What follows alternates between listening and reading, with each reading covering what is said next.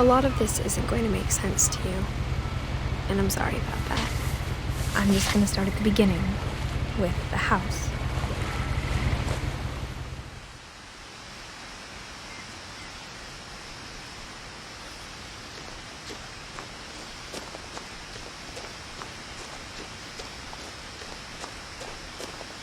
I lived here until I was 11, but I wasn't allowed inside half the rooms.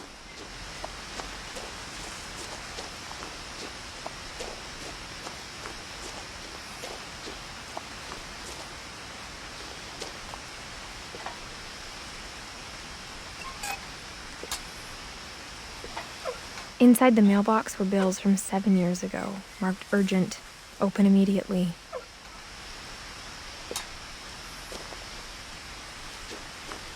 I hadn't been back since my brother Lewis's funeral.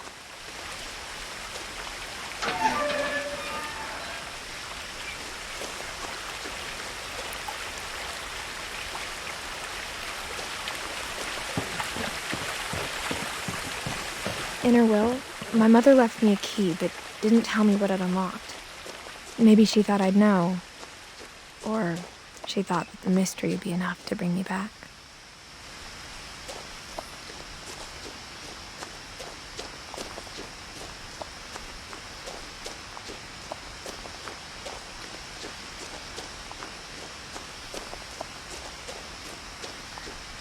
No one had driven this way in a long time, but I saw a few hoof prints.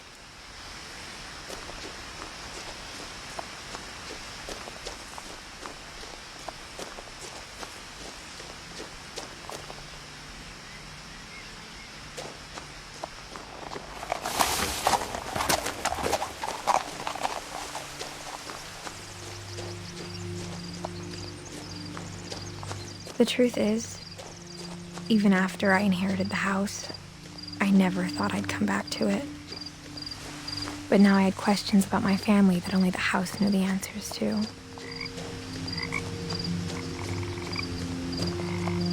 The house was exactly like I remembered it, the way I'd been dreaming about it.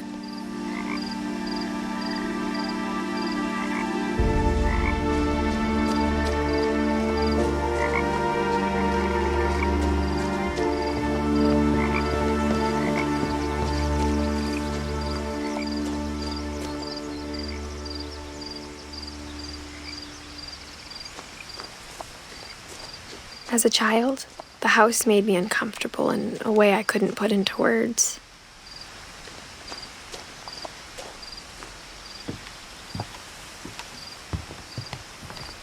Now, as a 17-year-old, I knew exactly what those words were.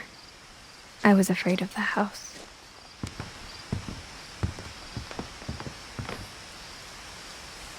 I hoped the key might unlock the front door. It didn't.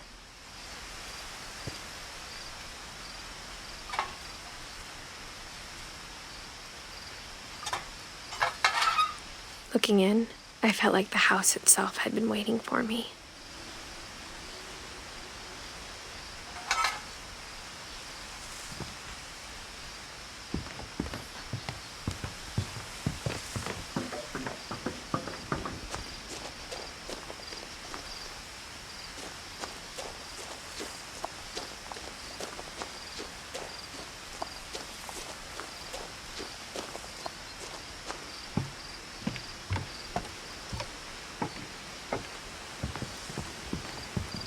I asked Edie once about the dragon in the pond. She said it had killed her husband. I was 6. It seemed like an odd joke to me even then.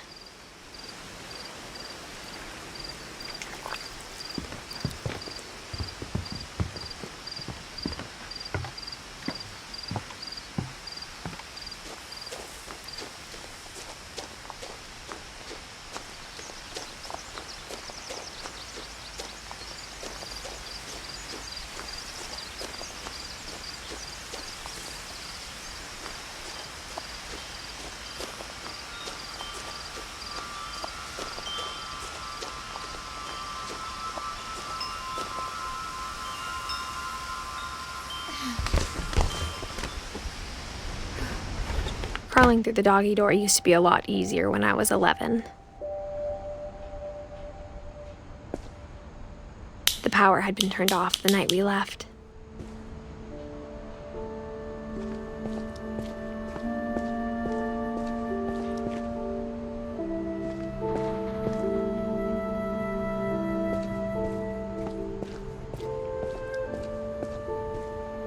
For the first time in years, I felt like I was home. But instead of a family, there were just memories of one.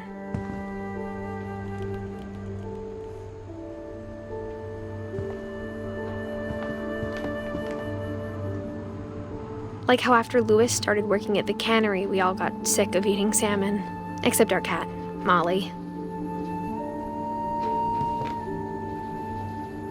Or how only one restaurant would deliver to our house, so we had Chinese a lot.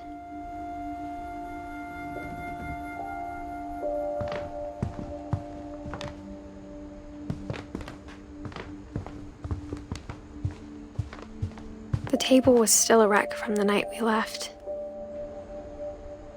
It was like a bomb had gone off, killing everyone but sparing the furniture. My mom was the only one of us who could imagine Great-Grandma Edie living in a nursing home.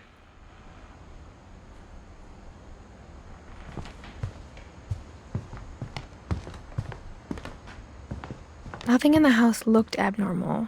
There was just too much of it, like a smile with too many teeth.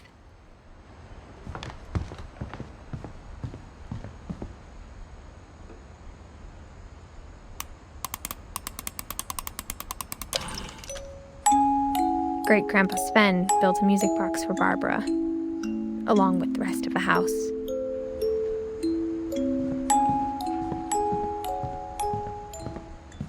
My mom wasn't much of an optimist, but she never stopped believing that my brother Milton was alive.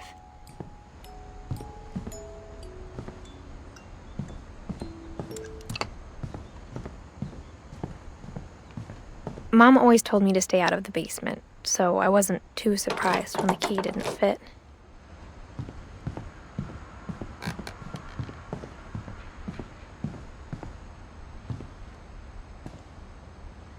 After Milton disappeared, Mom sealed up all the bedrooms. Then Edie retaliated and drilled peepholes.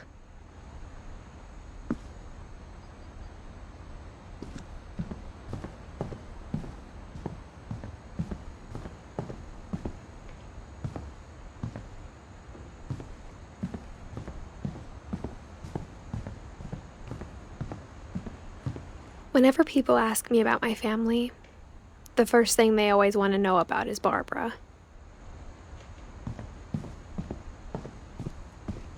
Mom must have locked the third floor stairs on the night we left. Edie's father, Odin, built the original house.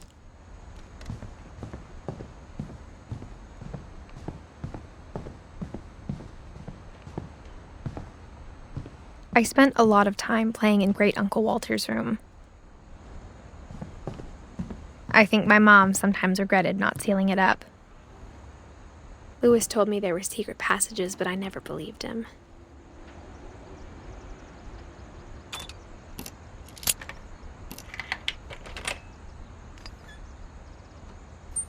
Turns out, my mom was really good at keeping secrets. Now it was time to find out what my mom had been afraid of.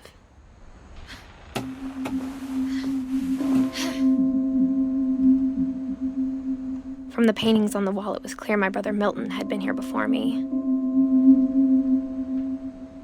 Reading this, maybe it sounds like I had a plan, but I had no idea what was behind that door.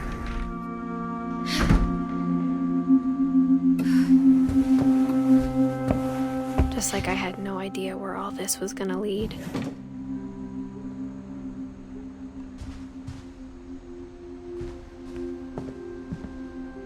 I got the sense Edie had spent a lot of time here, before my mom sealed the doors.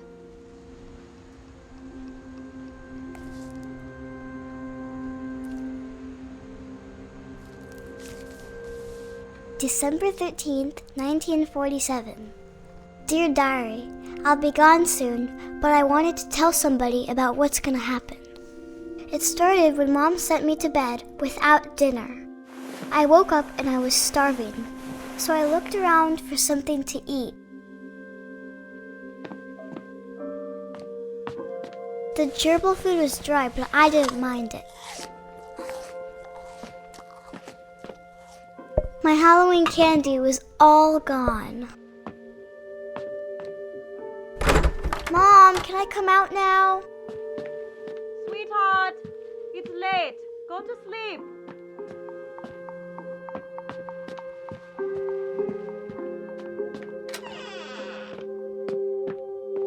I kept eating and eating.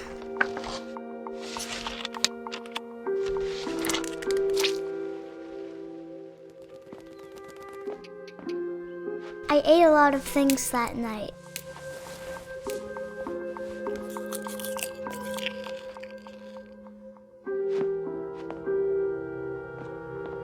Then I heard chirping outside my window. It was a barn swallow going back to her nest. I reached out for her.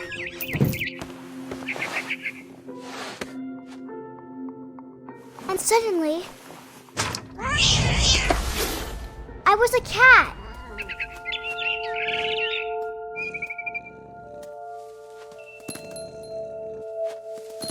I tried to be quiet, but the bird was really scared.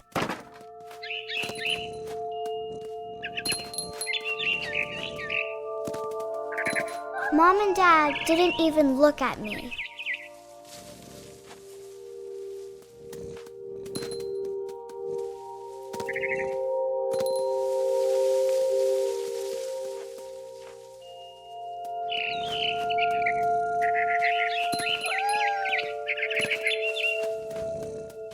I jumped and I almost got her. I could tell she was getting really tired. Now I was up in the big tree. I promised Dad I wouldn't climb it anymore. All I cared about was eating that mama bird. I gobbled her up. And suddenly, I was an owl. First, all I heard was the wind. Then I heard little teeth nibbling in the grass.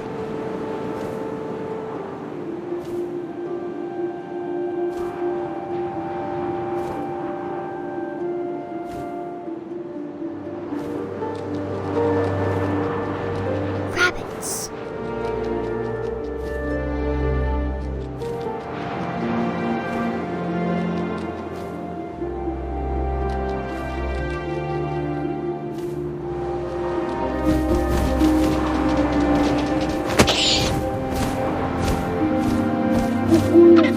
I imagined his face looking up and seeing mine through my talons. I swallowed him up, and I didn't chew one bit. Then I flew off to find something bigger.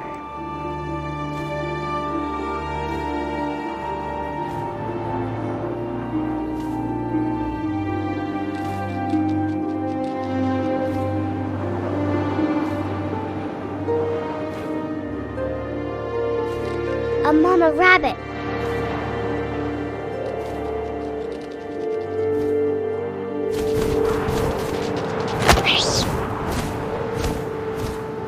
She was almost too big to carry.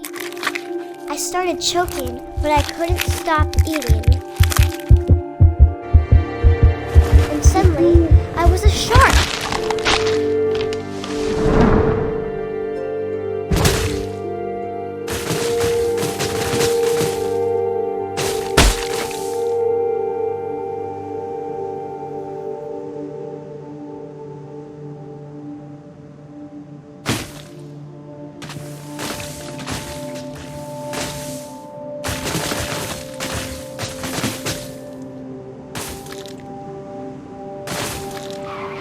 I rolled off a cliff and into the ocean. Now, I was hungrier than ever.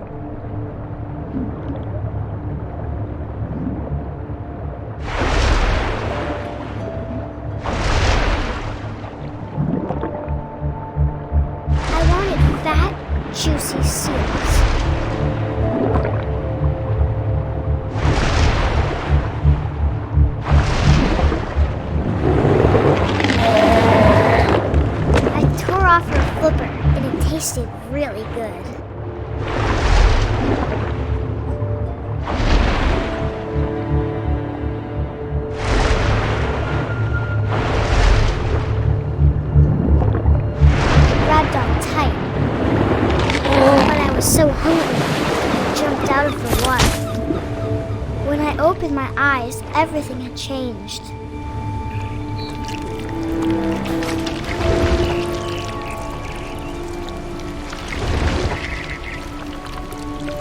Now I was a monster, and I smelled people everywhere.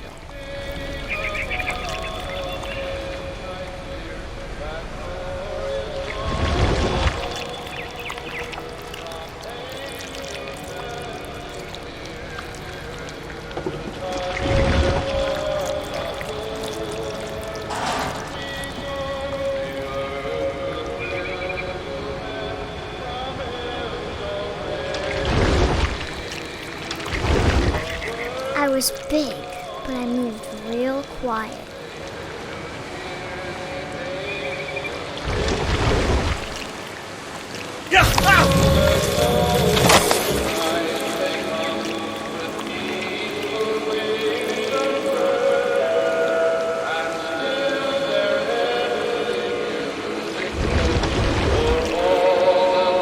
I wanted to stop, but also I didn't.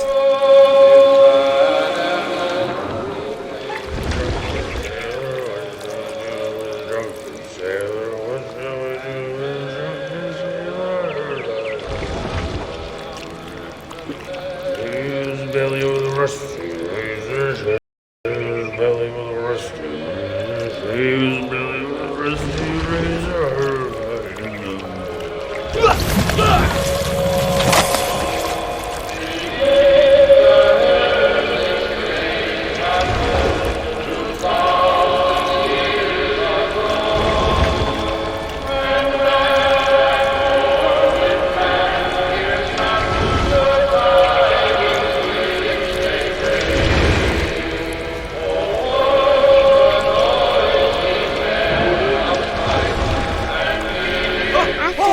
Passenger, I was still hungry. And across the water, I smelled something new. Something I had to have, so I swam towards it.